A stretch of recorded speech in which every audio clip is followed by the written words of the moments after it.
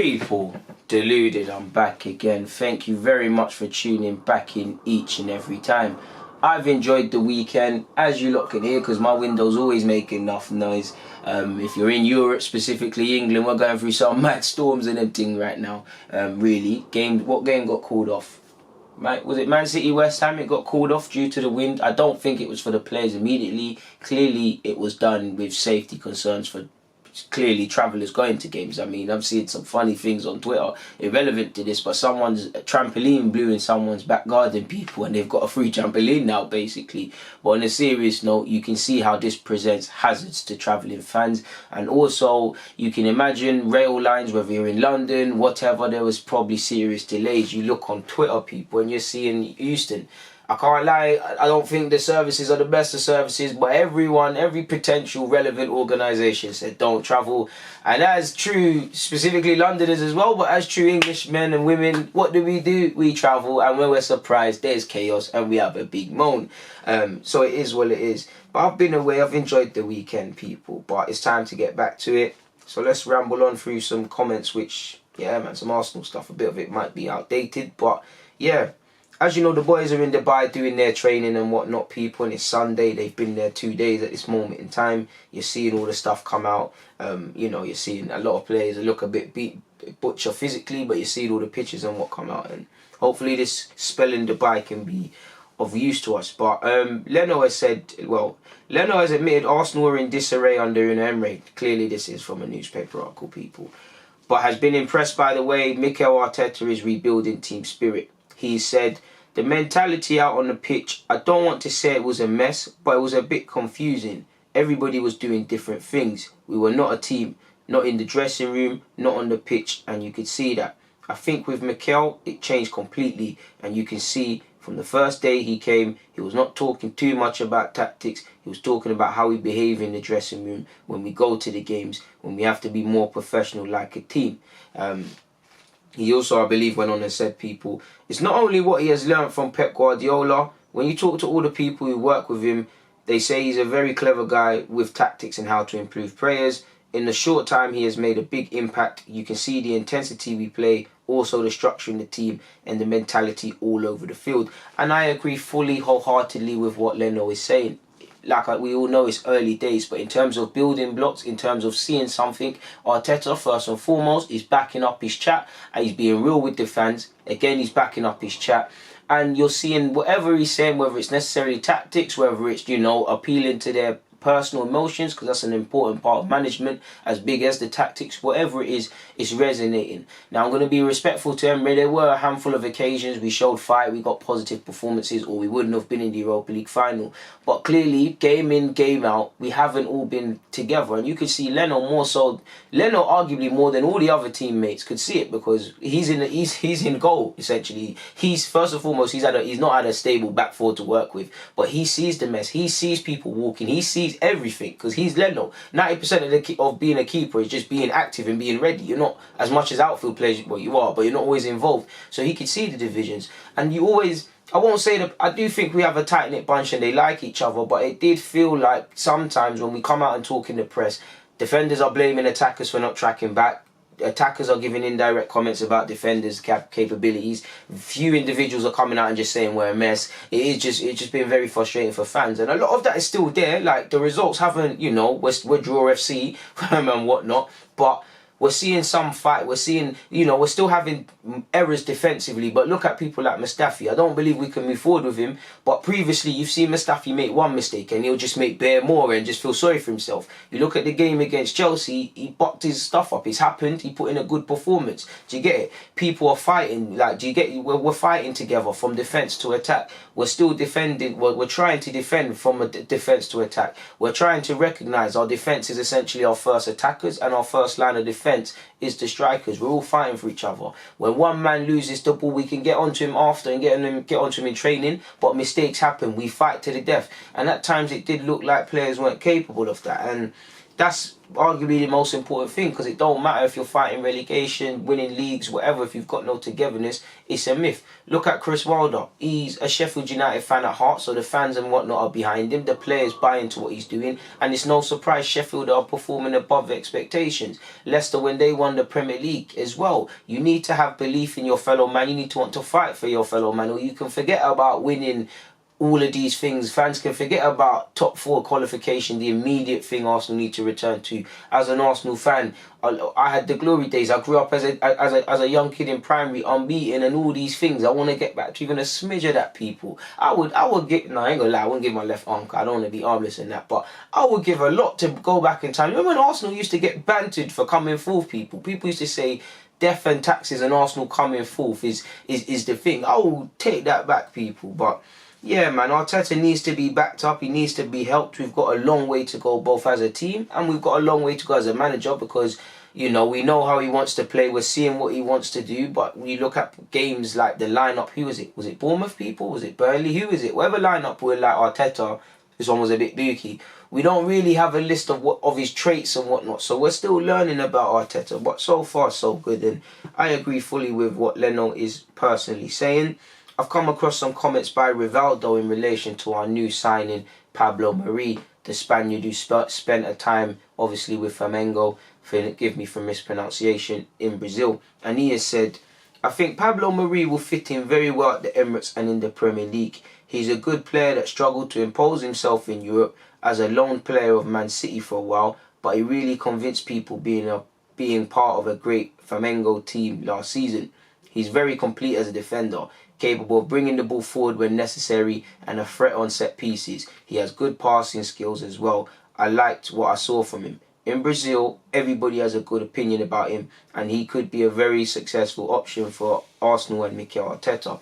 Now, I hope he's right, people. And obviously, listen, I don't know about no other YouTubers, and I don't know about you lot, but I wasn't sitting here watching him week in, week out. I watched him, when I keep even forgetting, when Liverpool played in the final semi in the Cup, World Club Cup. That's the only time I'm preying him. Beyond little replays of games and looking on, you know, highlights and statistics and match clips on YouTube, I don't know what I'm going to get from this guy until I see him with my own eyes, and probably see him for 5 to 10 games. I don't know if he's going to be a squad player, regular. Part of me, because I don't know much about him, we're all inclined to believe, you know, he might be an option. Those who have more an informed opinion might be here to think he's going to shake things up at the back, because you look at him and Luiz. Obviously, Pablo Mari obviously has been in Brazil. I don't know his level of Portuguese. Luiz is a national speaker, so, you know, one's a Spaniard who can speak Portuguese, the other Brazilian. You can see it. They're both described as ball playing centre halves. He can play on the left because he's left-footed. David Luiz can return to the right. I guess Arteta with Leno, who's a ball playing keeper, I guess his first choice fullback in Bellerin. And when Tierney returns, he's got his stable back 4, 5 including Leno to move forward with. And with Xhaka and Torreira working quite functional as a pivot, you could see the unit start to take shape. Obviously, we can sit here and talk about this man should be brought in and this one taken out collectively, but you can see that sort of stuff. When you hear Arteta speak on him in comments like Rivaldo, it believes me. I'm inclined to believe he's going to be used a lot. One thing I'll give Henrikh credit for, and again, I wasn't his biggest fan, but I was a fair man. At a time, we did look better at defending and attacking set pieces, and I still think statistically, I don't have it to hand, but we have one of the best records from set pieces. Arteta's not an idiot. Arteta's a very intelligent man who, through himself and how he approaches things and how it seems under Pep, attention to details. If he just said he's good at set pieces, we're one of the highest scoring teams in the league with set pieces. Is there, you know, some set piece routines he can factor him in with that? On top of, you hear he's good at playing the high line, he's playing out from the back. This could be a good thing for him.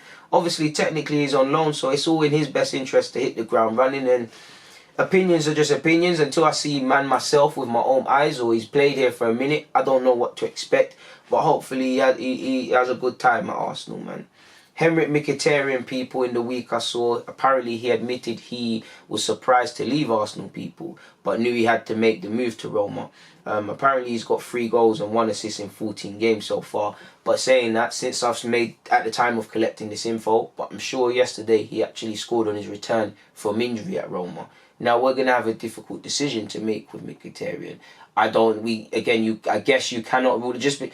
well, you know, I might as well say what I want to say first. I think with him going on loan and his contract and his age and the fact is he's not really figuring in our team because he's gone out on loan and whatnot, and his contract is a lot of money, and it's 2021 and he's in his 30s, we need to make a decision which should move him on. But I don't know what Arteta sees. Arteta might think, yo, when your thing is done, he could even say that to Onene. I think they're both gone, but we don't know what he believes in, because many men would say he wasn't going to play Mustafi, myself included. He's using him more than a man like Holding for whatever reason, whether it's injuries or whatever. So while I think they might bust out, I can't rule out them coming back into the team, which would add a bit more confusion, because this summer we've got to make some tough calls.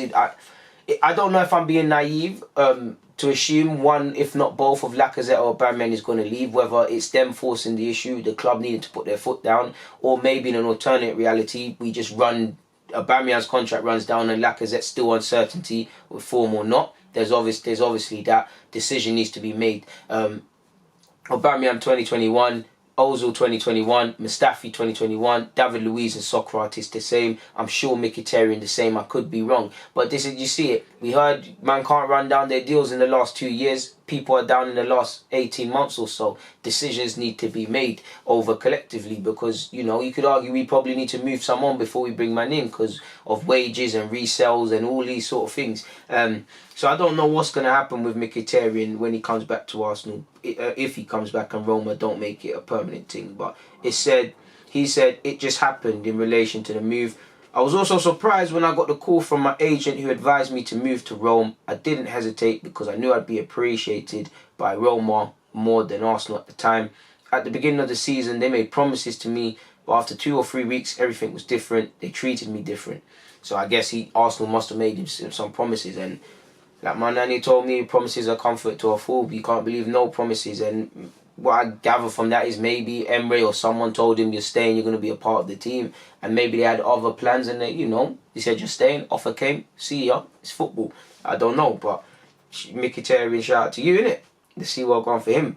Now, our guy Gabriel Martinelli, people, we can't just not love him, man. I mean, how can you not love Martinelli? He's had a couple things to say over the weekend. I've kind of mashed them all together, people. Before I get into that, apparently there's been talks about making a statue for Wenger to go outside the Emirates, along with the other legends dotted around the Emirates. I mean, it is his stadium, essentially. If there's one thing he did, he helped pay that back thing off. But, yeah. Hopefully we get to Bayern Munich levels one day, Mr. Glazides.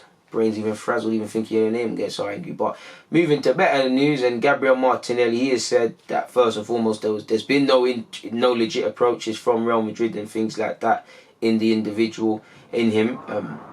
He said he just focused on doing his job at Arsenal, but he's spoken in relation to Barcelona. He said, Barcelona invited me to train with La Masia. I spent 15 days there. But after they didn't want to do anything with me, they didn't tell me anything. I went back to Etano. I went and played at Copenhagen, I think that says. And then I came to Arsenal. And I think he also spoke about how Asu Fati, that young Barcelona guy, kid that's doing dirt for them. He spoke about how he was a good guy to him when they went on trial there. And I think obviously it looked great for Arsenal, and it is. We found this guy out of nowhere, arguably to most fans, because if you was a scout, you was watching Etano, then you knew about him. But come out of nowhere, signed for a couple bob, looks a great player, one of the best teenagers in the world. It's a funny old game of opinions, because right now, Barca are looking like idiots. United are looking like idiots for letting him go. Trailing, Martinelli's in Man United kit. They're looking like idiots. But I would love to know, what put them off it? And again, it is an L. They are silly for it, but it's a funny old game of opinions, because there's man Arsenal have missed and let it go, people. Do you get what I'm saying? And the other way around. Football's a funny old game of opinions, but I think I've got some other notes in relation to him at Barca.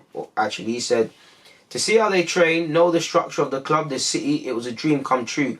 I even trained with Asu Fati and we became friends. He's a boy who deserves everything that is happening to him. He's super humble and welcomed me there. So that's nice to hear. He's spoken about his former manager, Unai Emery, and he's spoken about his current manager, Arteta. He has said, Unai helped me a lot. He was the first who trusted and placed me. I will always be very grateful. He was the one who gave me the minutes in Europe. Now, a bit of that Google Translate must have messed that up. But, yeah, he's grateful to Emery, and as he should, man. He, at the end of the day, gave him trust. In relation to Arteta, he said, Mikhail now also gives me a lot of confidence. I am very grateful. He always tries to help me and give me advice so that I can improve my football. In that, I think he is amazing because he gives me attention. He gives attention, to all the players and is a very good person. So yeah, he actually offered some words in relation to moving to England, folks, and he said, moving to England is complicated, but it's all for a purpose, which is the most important thing, to come to play for Arsenal. My parents live with me and are always by my side. With food and stuff, I have no problems because my mum cooks, and I mean, he's 18, he can do everything, but yeah, he's still a young man, so that's lovely to hear from him, people, personally. Yeah, man. I don't think there's anything more to add, people, so I'm going to get out of here. But yeah, I'm back. Thought I'd do this vid. Hopefully you've enjoyed it. If not, it is what it is. But for now, people, DG, I'm out. Thank you for watching and rocking.